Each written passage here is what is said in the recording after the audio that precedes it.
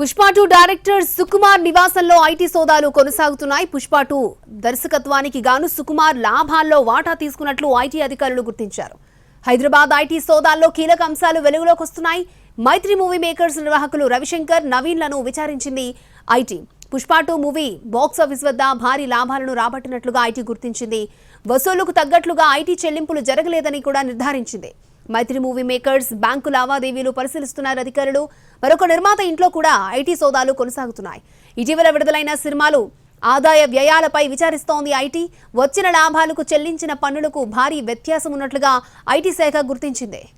Pushpa 2 director Sukumar నివాసంలో IT సోదాలు కొనసాగుతున్నాయి. పుష్ప 2 దర్శకత్వానికి గాను సుకుమార్ లాభాల్లో వాటా తీసుకున్నట్లుగా ఐటీ అధికారులు గుర్తించారు. అలాగే పుష్ప 2 పాన్ ఇండియా హిట్ అయిన విషయం తెలిసిందే. అధిక లాభాలు కూడా వచ్చాయి. అయితే లాభాలకు తగ్గట్లుగా ట్యాక్సులు కట్టారా లేదా అనే దాని మీద విచారణ చేపడుతూ ఉన్నారు. మరొక నిర్మాత ఇంట్లో కూడా సోదాలు జరుగుతున్నట్లు తెలుస్తోంది. రైట్, లేటెస్ట్ అప్డేట్స్ అందించడానికి మా crime input editor Ramesh Vaitla సిద్ధంగా ఉన్నారు. రమేష్ వైట్ల,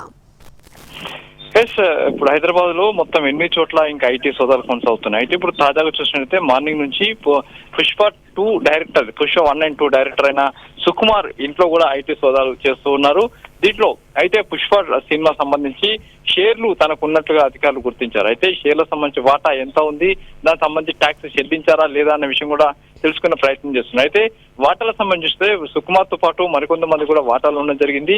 ఆ వాటాలకు సంబంధించి షేర్లు అంటే పుష్ప 2 సినిమా కావచ్చు, 1 కావచ్చు, సినిమా రిలీజ్ అయిన తర్వాత లాభాలు వస్తే దాని సంబంధించి షేర్లు కావాలి, షేర్లకు సంబంధించి ఉందని చెప్పి కొన్ని ఒప్పంద పత్రాలు కూడా ఇప్పటికి ఉండడం జరిగింది. కాబట్టి ఈ షేర్లు ఎంత వరకు వచ్చాయి, ఏ వరకు ఉంది, ఆ పుష్ప 2 సంబంధించి సినిమా సంబంధించి ఎంతవరకు లాభాలు వచ్చినాయి, ఆ లాభాల్లో ఎంత షేర్స్ మీకు తీసుకున్నారన్న విషయం కూడా ఇప్పుడు పూర్తి స్థాయిలో కూడా అధికారులు విచారణ చేస్తున్నారు. అయితే ఎయిర్పోర్ట్ నుండి వస్తున్న ఎయిర్పోర్ట్ లో దిగిన సుకుమార్ ను వెంటనే ఐటీ అధికారులు నేరుగా కొండాపూర్లోని విల్లాస్ కు తీసుకువచ్చి అతన్ని పూర్తి స్థాయిలో విచారిస్తున్నా. అతని ఇంట్లో ఇప్పటికీ సోదాలు ప్రారంభమైనాయి. దాంతోపాటు బ్యాంక్ లాకర్స్ కావచ్చు, అకౌంట్స్ సంబంధించిన పూర్తి డీటెయిల్స్ తీసుకోవడం జరిగింది.